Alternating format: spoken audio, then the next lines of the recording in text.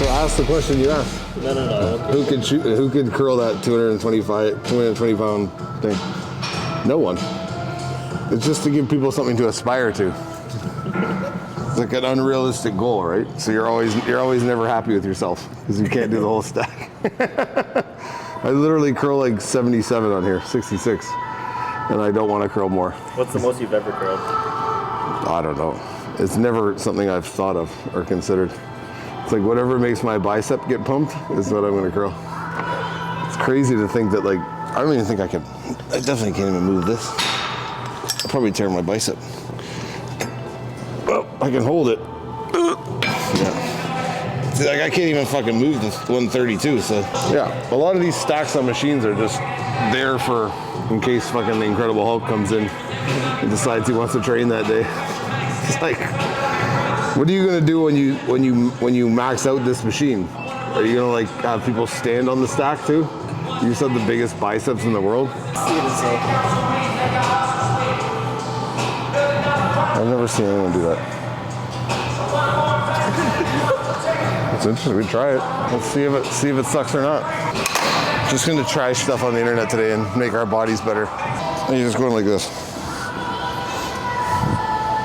Which is like, you could just stand up and go like this. Well, you can do the same thing.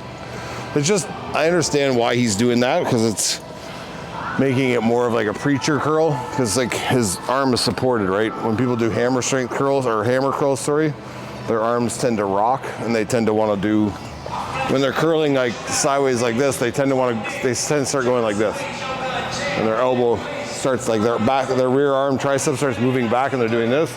He's forcing his arm to stay here so he can go here. But you can do that yourself, right? So it's not a hack like it would be good if you maybe supersetted that with like you're doing concentration curls here with one arm, because this is a concentration curl. So I'm doing a concentration curl, and then I want to like superset that by doing like hammer curls off of it. So you're already in the position, but to be like that's what's making the difference, it's not. You could also do your concentration curl like a hammer curl, and you just do one at a time. Like you don't need to do, like I wouldn't pick up two dumbbells and go like this, because they're banging together, right? And if you're trying to isolate your bicep, why not just do one at a time and give yourself the stability of being able to just lock down and move through the curl. But all these like hacks for, this is another way to do bicep, this is another way to do this. It's like, yeah, there's tons of ways to do all kinds of shit, guys, but like what works just works. And like that stuff works, but it's not like the thing that makes it all work. So don't get too caught up on the Instagram trends, especially when a guy like, not that guy has bad arms, but it's not like he has the best arms. You know what I mean? Then you'll see a guy like Phil Heath who has like probably the best arms, some of the best arms ever in bodybuilding, and you watch him train arms and you're like, how the fuck did that happen? Because your ass, that is not looking good, that curl. Like if anyone else did that curl, they'd get nothing from it. But he does it, and it's like just right on his bicep, right? It comes down to your propensity to like develop that muscle. If you already have it in you to, like you might see like a kid, 13-year-old kid, who's new to the gym. You walk around, you're like, holy fuck, this kid's got massive biceps. He's never even trained before. Like, why are your biceps so huge? So obviously once he starts training those, it's gonna fucking blow up, right? Same thing with guys with like, you see these guys with big ass chests and they've never worked out. That's probably what's gonna grow the easiest for that person, right? So don't take advice, like in the Phil Heath example, don't take advice from Phil Heath on building arms, because his arms were probably like that when he was fucking a teenager. They just, as soon as he touched weight and as soon as he touched gear, they're naturally growing, right? So the best arm exercise for you or anybody out there is the one you feel the most. Just do the shit you feel the most. You can try and do this stuff, or you can try stuff people show you. If you feel it, then keep it in. If you don't feel it, or you have to like, oh man, maybe if I do it this way, or like a little bit like this way, it's like, no, just do the shit that works for you, do it repeatedly, and you'll get results from it, right?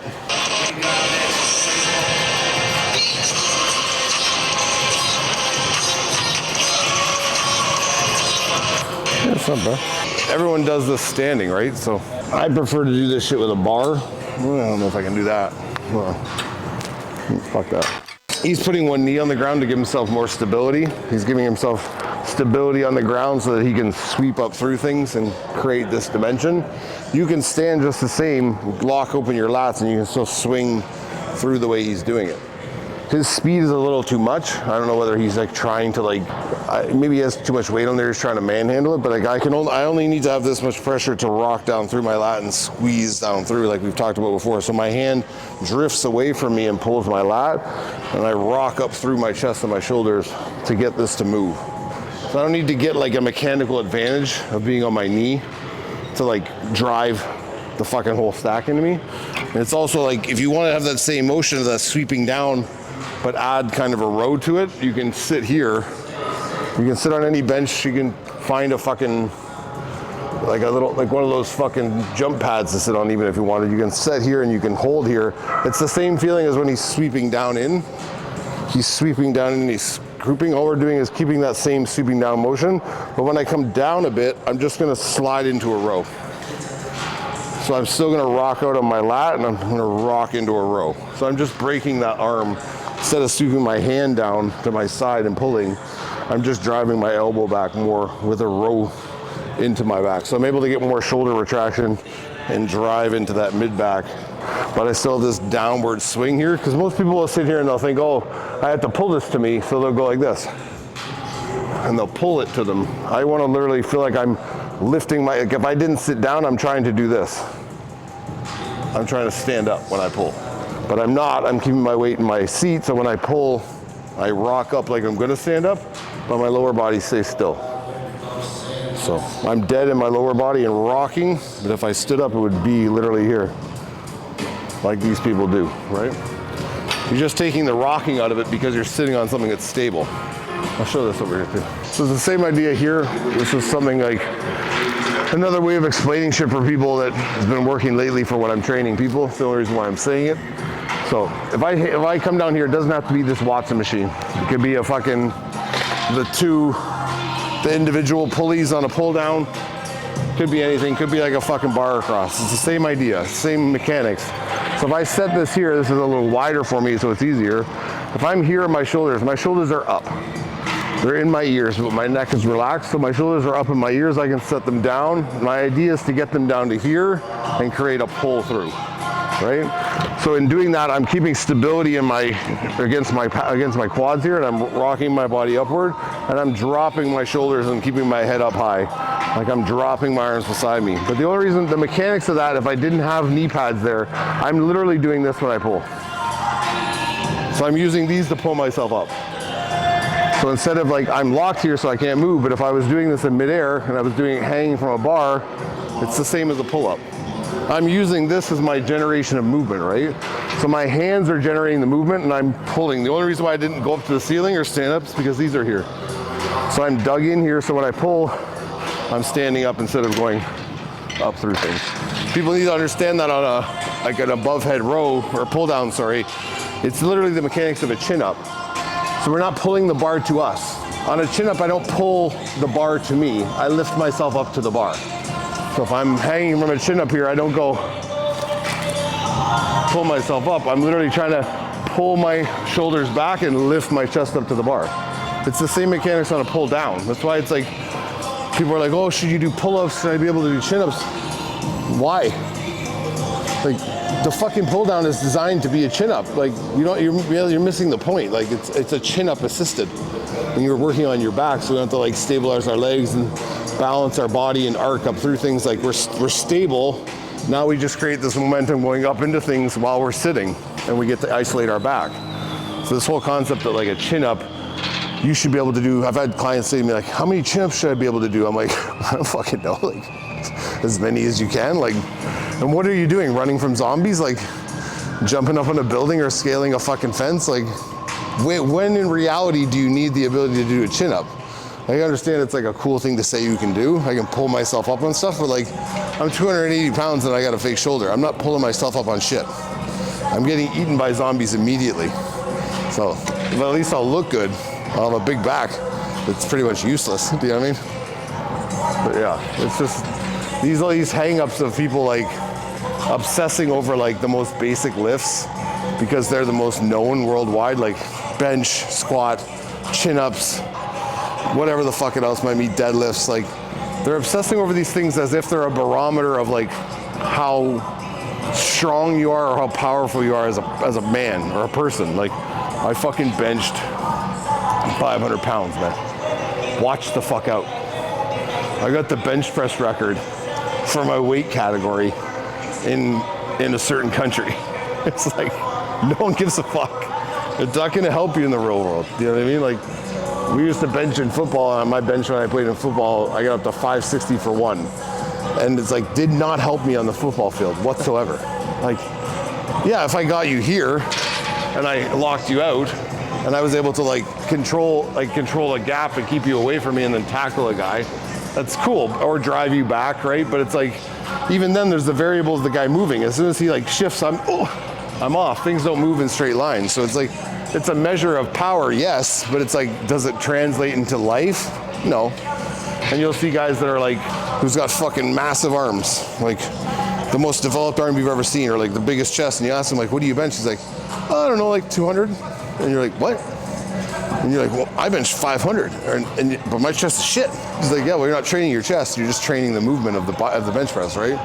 So you get to go around telling people like, I bench 500. I don't look like it, but I tell you, there's a lot of power behind this body. You know, like girls are impressed by how much you can bench or something. It's like, his name's Chris and he benches 500 pounds. They're like, so what? A nice little up on the lower part of your chest. I already know this is stupid. It would either be just like a blob or there wasn't enough meat on there. I call these the junkyards. It's actually the name for them. First off, you're going to have to get down on all fours. Gentlemen, you're going to have to take your ego on this. To kind of feel a stretch along my lower chest. This is a dip, dude. Down. This is just getting us started. One arm at a time. When I come back, I'm stretching. That lower part of my chest, and now boom, the contraction takes care of itself. Now this part is contracted. Now we got this, same exact thing. Boom. Isn't me, I'm doing everything with my might to bring it over. Still keeping it very controlled and slow. This is stupid as thing. You're gonna notice everything just yeah. up exactly the way you want to. He's even laughing at the end because he knows it's fucking full of shit. He's just like, I just thought of this right now. This is a prime example of people on social media trying to think of something new. Like, for you to sit in a position like on the ground with your shoulders back like this is the shoulder position of every bench press. Every press you do, no matter what, a fly, whatever. So you don't need to be leaning on the ground and pushing things into the ground. It's like, learn how to push back into a bench and you'll get the same thing. It's just like, I'm not even dignifying that with explaining that or fucking demonstrating it. The fact that he's doing it one arm too and acting like that the motion of the shoulder, so not his pec is no longer stretched. He's just twisting his body like this and acting like it's more stretch, and then he's driving through and pushing. So it's like I'm keeping one hand down so I can pull this one as far back as I can, but the depth of your hand isn't the determination of how well your chest is stretching. It's depth of shoulder and elbow. And they're not going any further past right here. You're just going like this. So I'm moving my body. I'm not changing my arm position. I'm just pushing down through, right? It's just very fucking... How many followers does this guy have? If he has more than 20,000, I'd be really fucking... Wow! There's 233,000 people that follow that stupidity? No fucking way. Violent tricep growth.